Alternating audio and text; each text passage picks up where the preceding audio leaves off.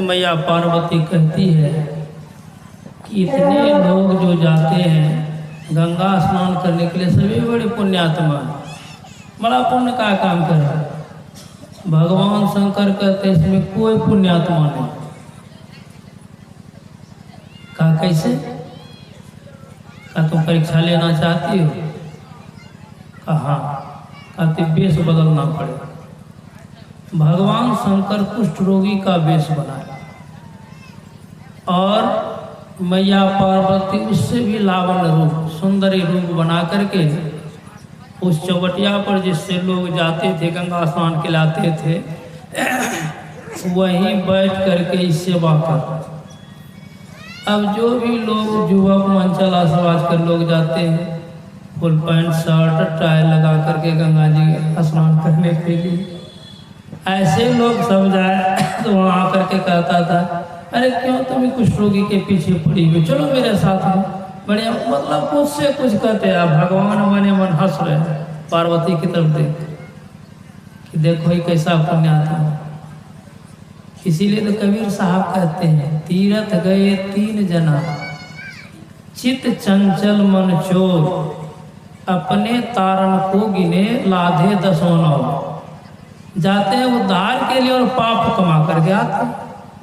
एक बूढ़ा था, वो जब उस जगह गया, आह परमात्मा की बड़ी कृपा है कि इस विषम परिस्थिति में अपने पति की सेवा कर रहे, ये तो महान पतिव्रता है, पुण्यवती आदि भूरी भूरी प्रशंसा करने लगी। भगवान कहते हैं इसी को पुण्य हुआ, बाकी किसी को नहीं। लेकिन यहाँ इस स्थान पर आने से सबको पुण्य होता है। इसका महत्व कितना है? भगवान शंकर ने ब्रह्मा जी से कहा, गंगाया सागरे स्नानत्वा नत्वा च मणिकर्णिकाम मत नारी विचारस्य कलांगनारंती सूट से।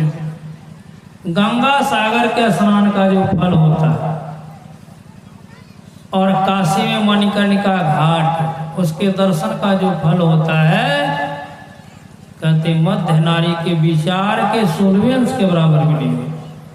ये मध्य नारी क्या है? यह है सुखमना।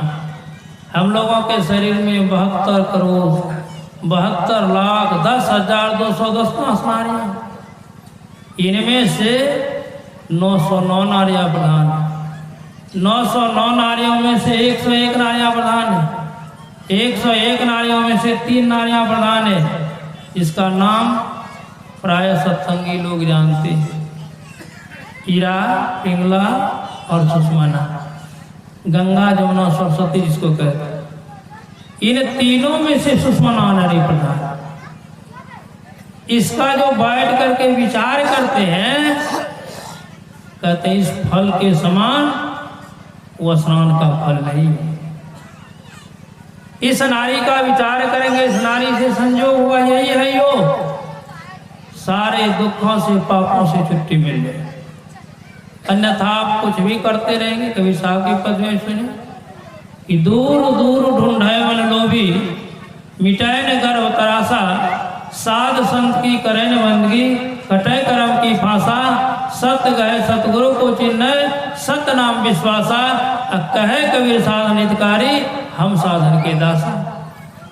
यही बात पलटू साहब ने भी कही कि 7 पुरी हम देखिया, देखा चारों धाम, देखा चारों धाम, सवर में पत्थर पानी, कर्मन के बस पड़ा जी मुक्ति की राह बुलाने, चलत भक्त के छीन वही अपनी काया, काम क्रोध नहीं मिटे बैठ के खूब नहाया, ऊपर डाला धोब मैल दिल भी समाने, पाथर में गया भूल संत के मरवन जाने, पलटू नाहक पचमुए संतन में है नाम, 7 पुरी हम देखिया, देखा चारों।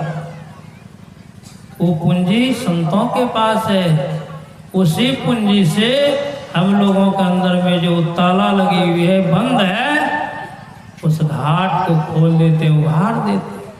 इसलिए उनकी युक्ति चाहे पर महाराज श्री सदगुरु महाराज के श्री वचन में सुन रहे थे, सत सरल युक्ति पास न और पास है तो क्या, करता जो नित अभ्यास न विश्वास है तो क्या, योग हृदय में वास न तनवास है तो क्या, सदगुरु कृपा के आस न और आस है तो क्या।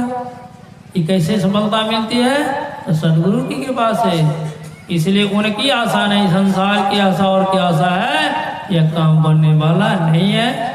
इसलिए हम लोगों को गुरु चरणाश्रित होकर के युक्ति के द्वारा हम लोगों के अंदर में जो घाट बंद है खोल करके जिसमें डुबकी लगाएंगे, स्नान करेंगे, तो जन्म जन्मांतरों का पाप खत्म हो जाएगा, मोक्ष की प्राप्ति हो जाएगी, जीवन सफल धन्य होगा। बातें बहुत है, समय का तकाजा है और हम लोगों के बीच में इस ज्ञान के महान धनी पूज्यपाद बाबा मंच पर विराजित हैं।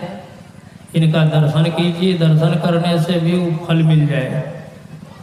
पाप ताप सुनी रहे थे कि खत्म होता है, और इनकी अमृत वाणी को श्रवण कीजिए और उनको जीवन में उतार लीजिए। जो तो उतार लिए हैं उसको करने की जरूरत है, और जो नहीं सीखे हैं उनको सीखने की जरूरत है। इसलिए पलटू साहब ने लिखा, इल्म के बिना अमल खाक है जी, इल्म सीखा अमल किया हम उसके मुस्ताक है जी। इसलिए इल्म युक्ति सीख करके अमल करेंगे, जीवन धन धन हो जाएगा। बोलिए श्री सदगुरु महाराज की जय। अब माइक्रोफोन व्यवस्थित हो रहा है।